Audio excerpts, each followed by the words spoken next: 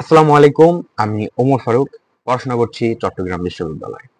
আমরা গত ক্লাসে উচ্চারণের কিছু রুলস এবং সাথে কিছু উদাহরণ আলোচনা করেছিলাম।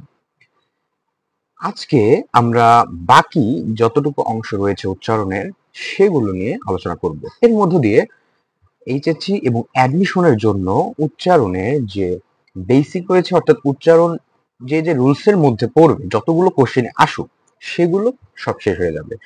এরপরে শুধু এরপরে শুধু প্র্যাকটিসের মাধ্যমে উচ্চারণ সম্পূর্ণরূপে আত্মস্থ করা যাবে।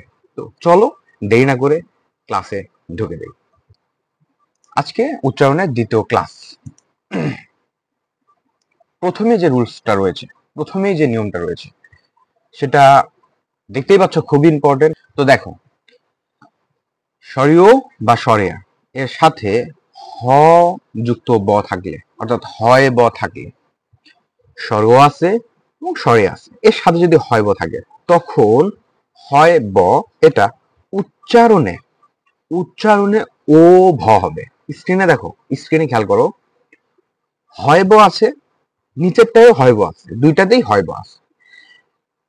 ও ভ হবে নাকি রস্যৌ ভ হবে, এটা নির্ভর করবে কি তার আগে কি আছে। দেখো, যদি স্বর ও বা স্বরে আ থাকে, তাহলে হয় বটা কি হবে উচ্চারণে ও ভ।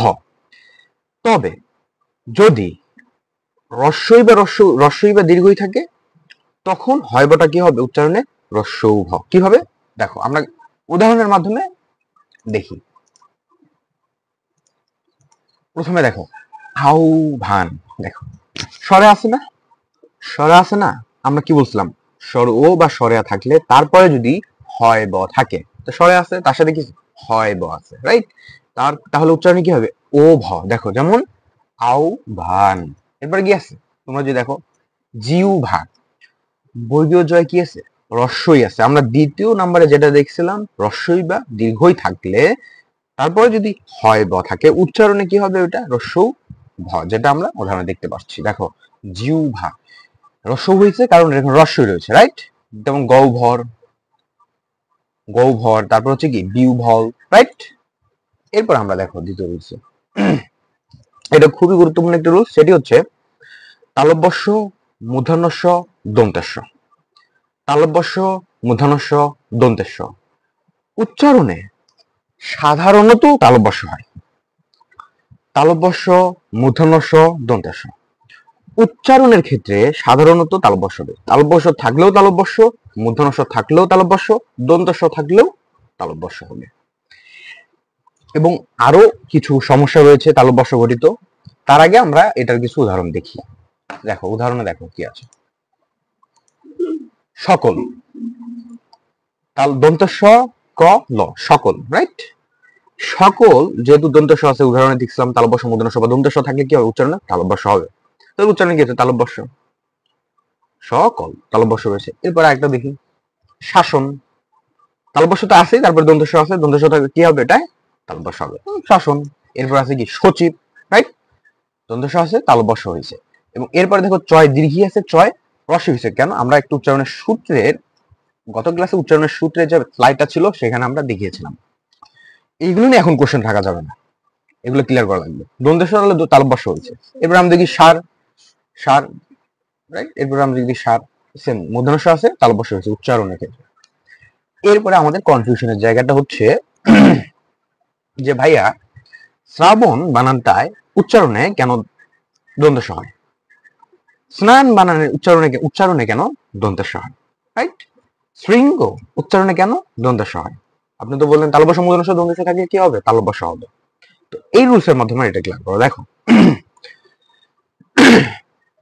তালব্যস্য বা দন্তস্ব এর সাথে, খেয়াল করো, তালব্যস্য বা দন্তস্ব এর সাথে বয়শূন্য র, দন্তন্য, ল, ত, থ, রি, প, এগুলো যদি যুক্ত অবস্থায় থাকে, তাহলে তালব্যস্য বা দন্তস্ব উচ্চারণে সর্বদাই কি হবে, দন্তস্ব হবে, তালব্যস্য হবে না। সাধারণ ক্ষেত্রে তালব্যস্য হবে, যদি যুক্ত অবস্থায় থাকে এগুলো, তাহলে কি হবে, সর্বদাই দন্তেশ্ব হবে। আমরা কিছু উদাহরণ দেখি। শ্রাবণ, শ্রাবণের তোমরা যদি দেখো তালব্যস্যের সাথে র ফলা যুক্ত আছে না? র ফলা যুক্ত আছে। আমরা একটু কি বলছিলাম, বয়শূন্য র, রাইট? যেহেতু যুক্ত অবস্থায় আছে সেই কারণে তালব্যস্য বা দন্তেশ্ব কি হবে? দন্তেশ্ব হবে। এরপরে যদি স্নান, সেম দন্তেন্ন যুক্ত আছে। দন্তেন্ন, ল, ত, থ এগুলো যুক্ত থাকলে, রাইট? এখানে দন্তেন্ন যুক্ত আছে, তার দন্তেশ্বর সাথে যেহেতু যুক্ত রয়েছে সেই কারণে দন্তেশ্ব কি হবে? দন্তেশ্ব হবে, তালব্যস্য হবে না। বস্তি, দন্তেশ্বরের সাথে কি আছে? ত আছে। ওখানে কি বলছিলাম? বয়শূন্য র, দন্তেন্ন, ল, ত, ত, থ, রাইট? ত, দন্তেশ্বরের সাথে যেহেতু ত আছে সেই কারণে উচ্চারণ কি হবে? দন্তেশ্ব দন্তেশ্বই থাকবে, তালব্যস্য থাকলেও দন্তেশ্ব হবে। এবার আমরা দেখি উপস্থিত। উপস্থিত, উপস্থিতির ক্ষেত্রেও সেম। আমরা এখানে স্পেস দিয়েছি কারণ টাইপিং এর ক্ষেত্রে হসন্ত ব্যবহার করলে স্পেস না দিলে সেটা যুক্ত হয়ে যায়, রাইট? তো আমার মনে হয় এরপরে আর কোনো কনফিউশন থাকবে না। দেখো শৃঙ্খ, শৃঙ্খের ক্ষেত্রেও সেম।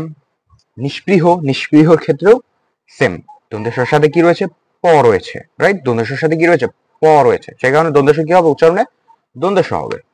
আমার মনে হয় এটাই, এই তালব্যস্য হবে নাকি দন্তেশ্ব হবে এটা নিয়ে প্রচুর কনফিউশন হয়। এটা নিয়ে আশা করি আর কনফিউশন হবে না, ইনশাআল্লাহ ক্লিয়ার হয়ে যাবে। দেখো এরপরে যদি আমরা রুলসে যাই, সেটা হচ্ছে শব্দের প্রথমে, শব্দের প্রথমে ব ফলা উচ্চারিত হয় না, তবে মাঝে বা শেষে কি হয়? দ্বিত্ব উচ্চারিত হয়। দ্বিত্ব উচ্চারণটা আমরা একটু উদাহরণের মাধ্যমে দেখবো। শব্দের প্রথমে যদি ব ফলা থাকে সেটা উচ্চারিত হবে না, কিন্তু যদি মাঝে বা শেষে থাকে সেক্ষেত্রে সেটা কি হবে? দ্বিত্ব হবে। ভাই দ্বিত্বটা কি বা উচ্চারিত কেমনে হবে না, উদাহরণ দিলে বোঝা যাবে। দেখো উদাহরণ দিই। ত্বক, ত্বক, তয়ের সাথে কি ব ফলা আছে না? তয়ের নিচে ব ফলা আছে, এটা কিন্তু ব না, এটা হলো কি ব ফলা। তো ব ফলা যেহেতু আছে, রুলসে কি ছিল? ব ফলা যদি শুরুতে থাকে তাহলে উচ্চারিত হবে না। এখানে দেখো উচ্চারিত হইছে? হয় নাই। ত শুরুতে আছে, উচ্চারিত হয় নাই। ত্বক, ত্বক, রাইট? এরপরে দেখো শ্বশুর, শ্বশুর, শ্বশুর দেখো এখানে তালব্যস্যের সাথে কি রয়েছে? ব ফলা রয়েছে। ব ফলা থাকার কারণে যেহেতু শুরুতে রয়েছে সেই কারণে এটা উচ্চারিত হয়নি। এবার দেখো স্বাধীন, এবার কি? স্বাধীন, দন্তেশ্বরের সাথে ব ফলা রয়েছে সেই কারণে এটা উচ্চারিত হয়নি, রাইট? সে কারণে এটা উচ্চারিত হয়নি। আচ্ছা, এখানে একটু দেখছো দন্তেশ্বরের সাথে কিন্তু ব যুক্ত রয়েছে, তাহলে দন্তেশ্ব কেন দন্তেশ্ব হইল না, তালব্যস্য কেন হলো? কারণ আমরা একটু আগে রুলস দেখলাম, তোমরা একটু রিক্যাপ করো। সেটা হচ্ছে দন্তেশ্ব বা তালব্যস্যের সাথে বয়শূন্য র, দন্তন্য, ল, ত, থ, প, রি এগুলো যুক্ত থাকা লাগবে। ব তো যুক্ত ছিল না। তোমাদের মাথায় কোশ্চেন আসতে পারে, আমার মাথায় আসছিল, সেই কারণে এটা ক্লিয়ার করে দিলাম। এটা তালব্যস্যই হবে, ভুল নাই। আর শুরুতে থাকার কারণে ব ফলাটা শুরু থাকার কারণে এখানে দিতে হয়নি। এখন দেখো পরের রুলসে, শব্দের প্রথমে ম ফলা উচ্চারিত হয় না। শব্দের প্রথমে কি? ম ফলা উচ্চারিত হয় না। মাঝে বা শেষে দ্বিত্ব উচ্চারিত হয় এবং একটু আনুনাসিক হয়। আনুনাসিকটা কি? আনুনাসিকটা কি? উচ্চারণের ক্ষেত্রে আমার একটু নাক দিয়ে সাউন্ড হবে, রাইট? একটু নাক দিয়ে, নাক দিয়ে। এবং এটা আমরা বুঝবো কিভাবে? চন্দ্রবিন্দু ব্যবহার করা লাগবে এক্ষেত্রে। সতর্ক থাকা লাগবে কি? চন্দ্রবিন্দু ব্যবহার করা লাগবে। শব্দের প্রথমে ম ফলা এবং ব ফলাও উচ্চারিত হয় না, মাঝে বা শেষে দ্বিত্ব হয়। ম ফলার ক্ষেত্রে আনুনাসিক হয়, রাইট? আনুনাসিক হয়। উদাহরণ দিলে তোমরা বুঝতে পারবা। আত্মীয়, আত্মীয়, তয়ের সাথে কিন্তু ওটা দন্তেন না, তয়ের সাথে হচ্ছে ম যুক্ত। আত্মীয়, তয়ের সাথে ম যুক্ত রয়েছে না? কোথায় রয়েছে? মাঝে। মাঝে থাকার কারণে কি হবে? এটা দ্বিত্ব হবে। তটা কি দ্বিত্ব হয়েছে না? দেখো তো, আত্মীয় এবং চন্দ্রবিন্দু হয়েছে কেন? কারণ ম যদি মাঝে বা শেষে থাকে তখন কি হবে? দ্বিত্ব হবে, সাথে আনুনাসিক হবে। আনুনাসিকটা আমরা কিভাবে বুঝাবো? চন্দ্রবিন্দু দিয়ে বুঝাবো। চন্দ্রবিন্দু দিলে বুঝবে এখানে আনুনাসিক বা নাসিক হয়েছে, রাইট? এরপরে উদাহরণ দেখো পদ্ম, পদ্মের ক্ষেত্রে সেম, শেষে রয়েছে, শেষে ম যুক্ত রয়েছে, থাকার কারণে কি হয়েছে? দ্বিত্ব হয়েছে। দ হসন্ত, দ ওগা দো। পদ্ম, এবং আনুনাসিক হয়েছে কারণ কি, আনুনাসিক হবে এবং সে কারণে চন্দ্রবিন্দু দেওয়া হয়েছে, রাইট। কিছু ক্ষেত্রে কিছু ক্ষেত্রে ময়ের উচ্চারণ বজায় থাকে। আপনি বললেন যে শুরুতে হইলে ম উচ্চারিত হয় না, মাঝে বা শেষে হইলে দ্বিত্ব হয় এবং উপরে চন্দ্রবিন্দু দেওয়া লাগে। তবে কিছু ক্ষেত্রে রুলসটা মানে না, কিছু ক্ষেত্রে কি হয়, ম এর উচ্চারণ কি থাকে, বজায় থাকে। উদাহরণ দিলে তোমরা, যেমন যুগ্ম, যেমন কি যুগ্ম, এটা কি হওয়ার কথা ছিল, যোগ্য হওয়ার কথা ছিল না। দেখো পদ্ম থেকে হয়েছে পদ্ম, তাহলে যুগ্ম কি হওয়ার কথা ছিল, যোগ্য, উপরে চন্দ্রবিন্দু দেওয়া হইতো, কিন্তু এখানে এমন হয় নাই। এটা তোমাদেরকে মনে রাখা লাগবে, কিছু ক্ষেত্রে ময়ের উচ্চারণটা বজায় থাকে, যেমন কি যুগ ম, ম উচ্চারণ হবে। এবং আরেকটা রয়েছে জন্ম, জন্ম, জন্ম, এরকম তোমরা দেখতে পাবা, দেখলে ঘাবড়ে যাওয়া যাবে না, বা রুলস বা ভাই ভুল শিখাইছে এমনও বলা যাবে না, রাইট। এরপর আমরা উদাহরণ দেখো, হয়ের নিচে রেফ, র ফলা থাকলে, হয়ের নিচে কি র ফলা থাকলে সেটা কি হবে, বয় শূন্য র। এবং হয় যদি সাইডে প্যাডে যদি থাকে এরকম র, তাহলে কি হবে, রি। উচ্চারণের ক্ষেত্রে র, এবং আরেকটা হবে কি, রি। যেমন উদাহরণে যদি দেখো, রাস নিচে রয়েছে, নিচে থাকার কারণে বয় শূন্য র উচ্চারিত হয়েছে, রাস। এবং নিচে রয়েছে রথ, দেখো প্যাটে রয়েছে হৃদয়, বয় শূন্য র রস্যই হয়েছে, বয় শূন্য র রস্যই হয়েছে। তোমাদের এটা খেয়াল রাখা লাগবে। এরপরে রস্য, রস্য, রস্য, শেষে দেখো বফলাটা কিন্তু দ্বিতীয় হওয়ার কারণে দ্বিতীয় হয়েছে, রাইট। বফলাটা যুক্ত হওয়ার কারণে, শেষে যুক্ত হওয়ার কারণে কিন্তু দ্বিতীয় হয়েছে। এটা কিন্তু মাথায় ধরা লাগবে। একটা বিষয় দেখার মধ্যে, একটা বিষয় দেখলেই আগে আমরা যত নিয়ম শিখছি সবগুলো একসাথে ক্যাচ করা লাগবে, তাহলে মনে রাখবে যে রুলস গুলো অ্যাপ্লাই হচ্ছে। তাহলে তো রুলস গুলো শিখলাম বললাম এমন তো হওয়া যাবে না, ক্লিয়ার। এরপরে দেখো, হয়, হয়ের সাথে দন্তন্য যুক্ত, হয়ের সাথে মূর্ধন্য যুক্ত, হয়ের সাথে ল যুক্ত, এরকম গুলো উচ্চারণে পরের বর্ণ আগে আসবে। কিভাবে পরের বর্ণ আগে আসবে, উদাহরণ দিয়ে দেখো। আমাদের ইন্টার প্রথম পত্রে খুব প্রমিনেন্ট একটা উদাহরণ রয়েছে, দেখো। এর আগে আমরা দেখি পূর্বাহ্ন, পূর্বাহ্ন, পূর্বাহ্ন, হয়ের সাথে কি রয়েছে, হয়ের সাথে কি রয়েছে, মূর্ধন্য রয়েছে, রাইট। তো যেহেতু হয়ের সাথে মূর্ধন্য যুক্ত রয়েছে, হয়ের সাথে মূর্ধন্য থাকলে বা দন্তান্ন থাকলে বা ল থাকলে পরেরটা আগে উচ্চারিত হবে। যেমন কি পূর্বান, পূর্বাহন হওয়ার কথা ছিল না, কি হয়েছে, আগেটা দন্তান্ন হয়েছে, তারপর কি হয়েছে, পূর্বান হো, পূর্বান হো।